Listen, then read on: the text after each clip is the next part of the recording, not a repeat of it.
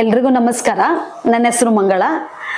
ನಮ್ಮ ಸಂಪರ್ಕ ಸಂಸ್ಥೆಯು ಸುಮಾರು 35 ವರ್ಷಗಳಿಂದ ಮಹಿಳೆಯರು ಮತ್ತು ಮಕ್ಕಳ ಕಲ್ಯಾಣ ಅಭಿವೃದ್ಧಿಗಾಗಿ ಕೆಲಸ ಮಾಡುತ್ತಿದೆ ಮತ್ತು ಈ ನಿಟ್ಟಿನಲ್ಲಿ ಇಂದು ಮಕ್ಕಳ ವಿದ್ಯಾಭ್ಯಾಸ ಜೊತೆಯಲ್ಲಿ ಸಾಮಾಜಿಕ ಭದ್ರತೆ ಅರಿವು ಮೂಡಿಸುವುದರ ಜೊತೆಗೆ ಸ್ಥಳೀಯ ಸಮುದಾಯಗಳಲ್ಲಿ ಕಾರ್ಯನಿರ್ವಹಿಸುತ್ತಿದೆ. ಹಾಗೂ ಸಂಪರ್ಕ ಸಂಸ್ಥೆಯು ಬನಶಂಕರಿ, ಕಮ್ಮನಹಳ್ಳಿ, ಪೀಣ್ಯ ಈ 3 ವಿಭಾಗಗಳಲ್ಲಿ ಸಂಪರ್ಕ ಶ್ರಮಿಕರ ಸಹಾಯ ಕೇಂದ್ರವು ಕೆಲಸ ಮಾಡುತ್ತಿದೆ. ಈ ದಿನದಂದು ನಾವು ಮುಖ್ಯವಾಗಿ ತಿಳಿದುಕೊಳ್ಳುವುದೇನೆಂದರೆ ಮಾರಣಾಂತಿಕ ರೋಗವಾಗಿರುವ HIV ಏಡ್ಸ್ ಎಂಬ ಕಾಯಿಲೆ ಬಗ್ಗೆ ತಿಳಿದುಕೊಳ್ಳೋಣ. ಮುಖ್ಯವಾಗಿ HIV ಎಂದರೇನು ಮತ್ತು ಇದು ಹೇಗೆ ಬಂದಿದೆ ಎಂದು ತಿಳಿದುಕೊಳ್ಳೋದು, ಹೇಗೆ ಹರಡುತ್ತದೆ ಎಂದು. HIV ಎಂಬ ರೋಗವು ಈ ರೀತಿಯಾಗಿ ಹರಡುತ್ತದೆ. ಮೊದಲಿಗೆ ಅಸುರಕ್ಷಿತ ಲೈಂಗಿಕ ಸಂಪರ್ಕದಿಂದ ಹೆಚ್ಚಾಗಿ 80% ಭಾಗದಷ್ಟು ಹರಡುತ್ತದೆ. ಹಾಗೂ ಸಂಸ್ಕರಿಸದ ಇರುವ ಸೂಜಿ ಮತ್ತು ಸಿರಂಜ್ಗಳು ಬಳಸುವುದರಿಂದ ಈ ರೋಗವು ಮುಖ್ಯವಾಗಿ ಹರಡುತ್ತದೆ.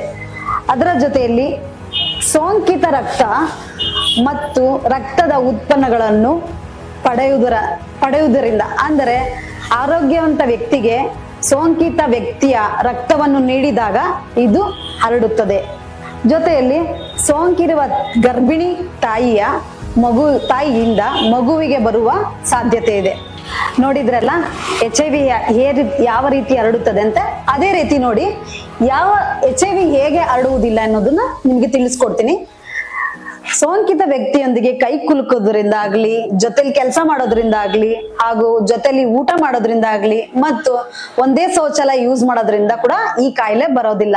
ಮುಖ್ಯವಾಗಿ ಜನರಿಗೆ ಏನು ತಲೆಯಲ್ಲಿ ಇರುತ್ತೆ ಅಂದ್ರೆ ಸೊಳ್ಳೆ ಕಚ್ಚೋದ್ರಿಂದ ಬರುತ್ತೆ ಅಂತ ತಿಳ್ಕೊಂಡಿರ್ತಾರೆ. ಅದು ತಪ್ಪು.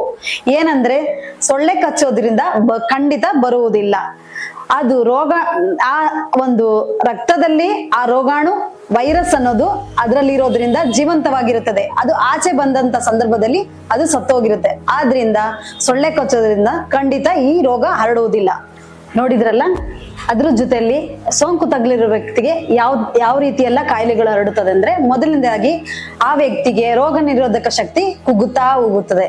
ಜೊತೆಯಲ್ಲಿ ಕ್ಷಯ ರೋಗ ಬರುತ್ತೆ, ಅಂದ್ರೆ ಟಿಬಿ ಕಾಯಿಲೆ ಬಂದಾಗ ಅವರಿಗೆ ಪದೇ ಜ್ವರ ಬರುವುದು, ಕೆಮ್ಮುವುದು, ತೂಕ ನಷ್ಟ ಅಂದ್ರೆ ತೂಕ ಕಮ್ಮಿ ಆಗ್ತಾ ಹೋಗುತ್ತೆ.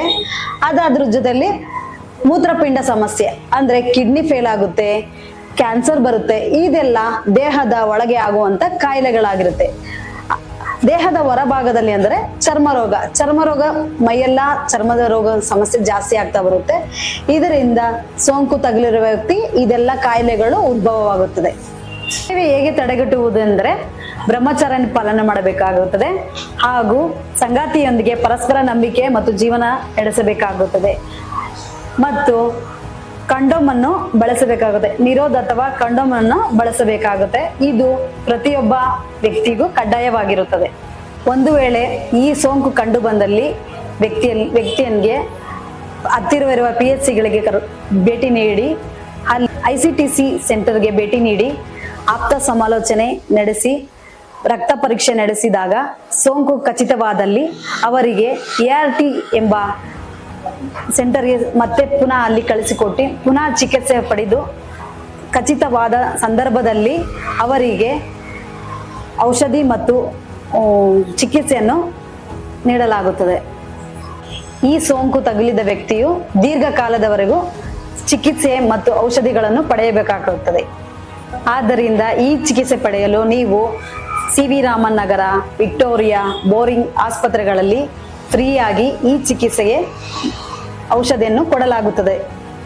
ಆದ್ದರಿಂದ ತಾವುಗಳು ಯಾರಾದರೂ ಈ ರೋಗ ಇರುವಂತಹ ವ್ಯಕ್ತಿ ಕಂಡು ಬಂದಲ್ಲಿ ಹತ್ತಿರವಿರುವ PHCಗಳಿಗೆ ಭೇಟಿ ನೀಡಿ, ಮತ್ತು ಸಂಪರ್ಕ ಶ್ರಮಿಕರ ಸಹಾಯ ಕೇಂದ್ರದ ಸಿಬ್ಬಂದಿಗಳು ನಿಮಗೆ ಚಿಕಿತ್ಸೆ ಪಡೆಯಲು ಅನುಕೂಲ ಮಾಡಿಕೊಡುತ್ತಾರೆ.